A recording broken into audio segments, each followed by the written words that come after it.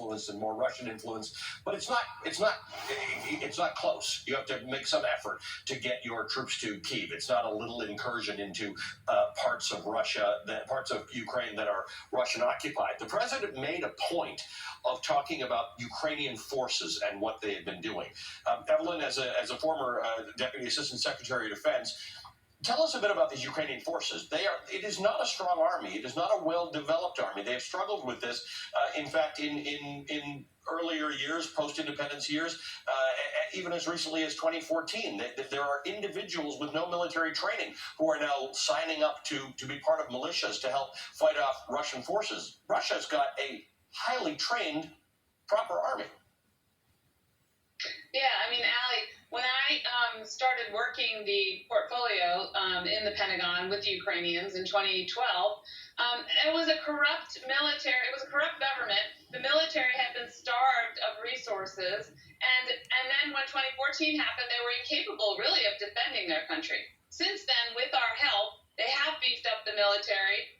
Not just in terms of equipment, but also in terms of exercises. But what they don't have is any air defense or air superiority, and that's what's really worrying about what the president just said, because the Russians can launch a lightning attack using their air superiority, also the maritime systems that they have on the ships in the Black Sea. They can attack using the weapons from those ships and launch onto land. This is a really horrible situation. And I want to underscore something that Ambassador McFaul said and what the president said.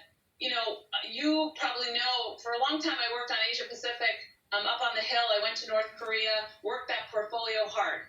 And when I went back to Europe and the Russia portfolio, I was struck by how good our intelligence was, even though the Cold War was off and we didn't have many analysts on Russia anymore.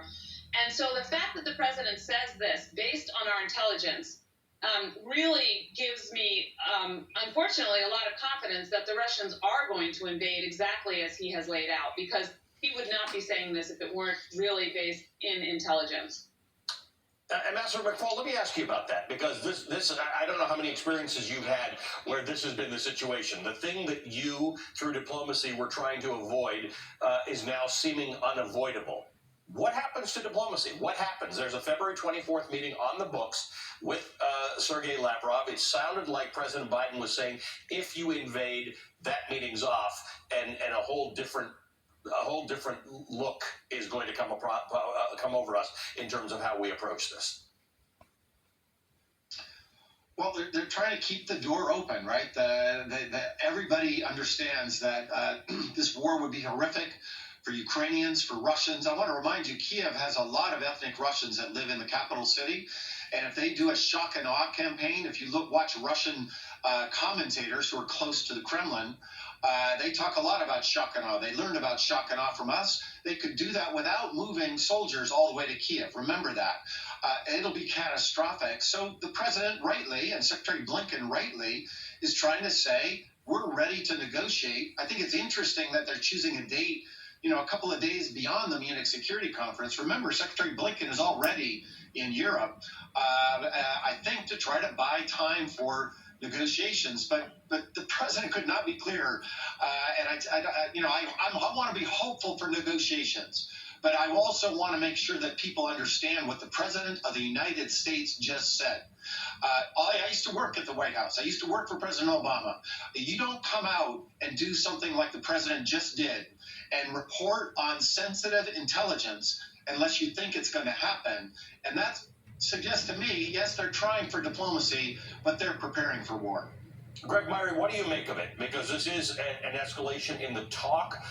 This administration, I think, has been trying to be as measured as possible, not sounding like they want to beat the drums of war, because this would be a war if it involved neighboring countries of the sort that we have not seen, a ground war in Europe of the sort that we've actually not seen since World War II. Yeah, that's right, Ali.